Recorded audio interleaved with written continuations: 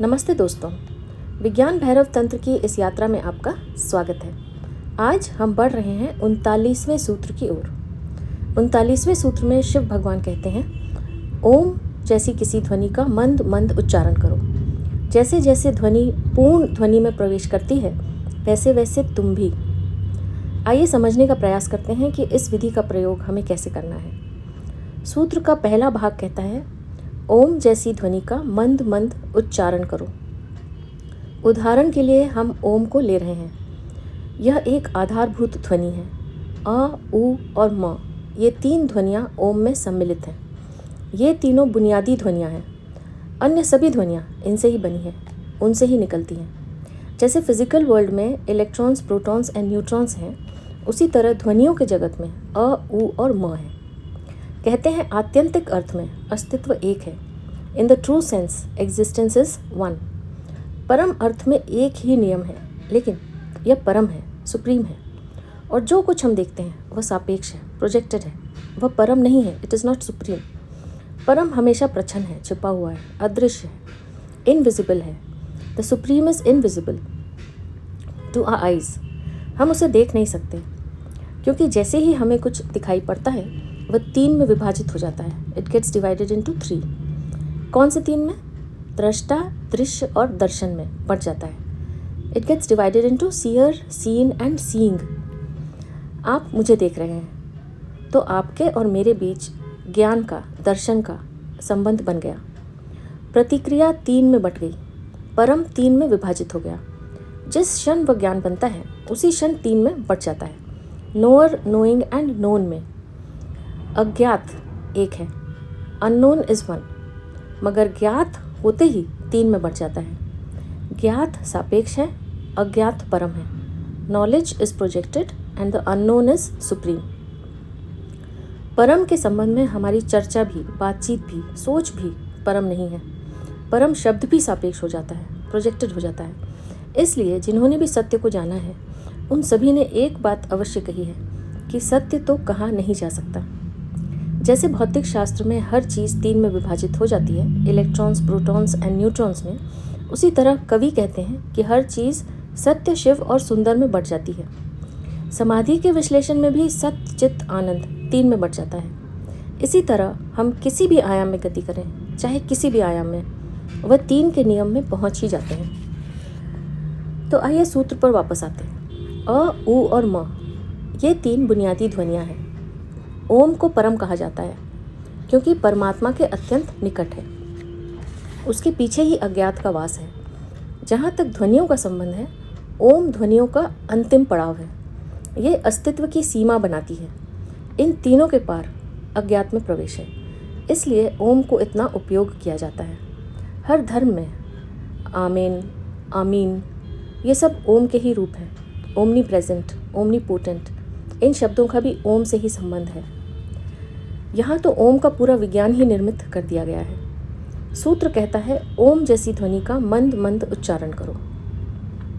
ध्वनि का उच्चारण एक सूक्ष्म विज्ञान है। It is a subtle science. हमें क्या करना है?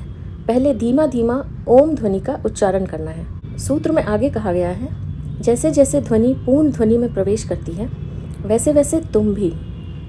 धीमा धीमा ओम ध्वनि का उच्चारण करना है, फिर ध्वनि के साथ लयबद्ध, रिदमिक अनुभव करना है।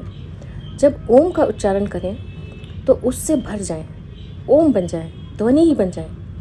ध्वनि बन जाना आसान है, क्योंकि ध्वनि हमारे शरीर में, हमारे मन में, हमारे पूरे स्नायु में गूंजने लगेगी। शरीर का हर कण उससे गूंज उठेगा। ओम बहुत ही शुद्धतम ध्वनि है। उच्चारण करते जाने से हमें गहरा अनुभव होगा, गहरी लयबद्धता महसूस होगी, एक गहरा अनुराग पैदा होगा। जब हम ओम ध्वनि के साथ लयबद्धता अनुभव करेंगे, उसके बाद होठों से धीमा उच्चारण बंद करके भीतर उच्चारण करना है। ध्वनि हमारे हर एक कोशिका को छुएगी। हमारा शरीर एक वाद्य यंत्र है। A body is like a instrument, musical instrument. जब शरीर की लयबद्धता टूटती है, तब हम अड़चन में पड़ते हैं। यही कारण है कि जब हम संगीत सुनते हैं तो हमें इतना अच्छा लगता है। संगीत लय और ताल ही तो है। अराजकता के बीच हमें बेचैनी होती है। We feel uncomfortable when we are amidst chaos. इसका कारण यह है कि हम स्वयं संगीतमय हैं, हम वाद्य यंत्र हैं और यह यंत्र प्रतिध्वनि करता है। हमारा हृदय बहुत कोमल है और हमारा केंद्र सूक्ष्मतर से सूक्ष्म है, इसलिए सूक्ष्म स्वर ही उसमें प्रवेश कर पा सकता है। यही कारण है कि हमें उच्चारण को धीमा करते करते केवल मन में उच्चारण करना है, लयबद्ध होते हुए ध्वनि को धीमा और सूक्ष्म बना देना है, मगर अपने आंतरिक कान से उसे सुनते रहना है। जैसे जैसे ध्वनि धीमी और सूक्ष्म होगी, वैसे वैसे हमारी सजगता बढ़नी चाहिए। हमें अधिकाधिक सजग होना होगा।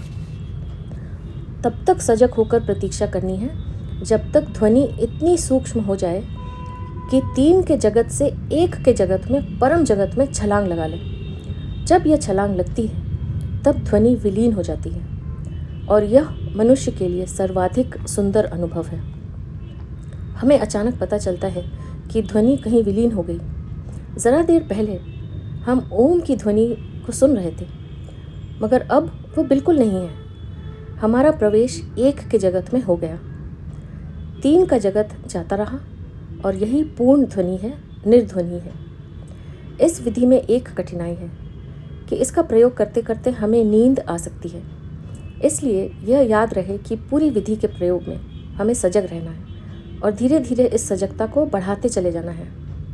We have to be alert and gradually increase the alertness as we proceed into this practice. अगर हमें नींद आ गई तो जब हम जागेंगे तो ज़रूर तरोताज़ा होकर ही जागेंगे, मगर हम विधि के असली चीज़ से चूक जाएंगे। इसलिए सजग रहना, सजग होकर प्रयोग करना अति आवश्यक है इस विधि का असली अनुभव पाने के लिए। तो यह था 39वां सूत्र। आप भी इस सूत्र में बताई गई विधि का प्रयोग कीजिए और देखिए कि आपको कैसा अनुभव होता है। अब मैं आपसे आज्ञा लूँगी। आपका बहुत बहुत धन्यवाद।